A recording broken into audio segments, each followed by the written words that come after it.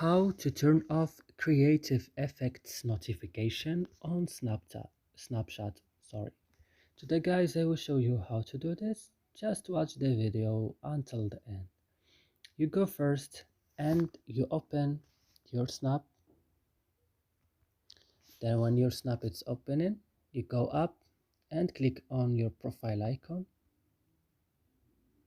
And when it's opening, go to settings here and click, and then go to notification option here and click, then go down and you will find here creative effects. You will turn off this option by clicking on this icon like this, and it will work with you. That's it guys, I hope this video is helpful for you. Don't forget to like and subscribe in our channel, and see you next video.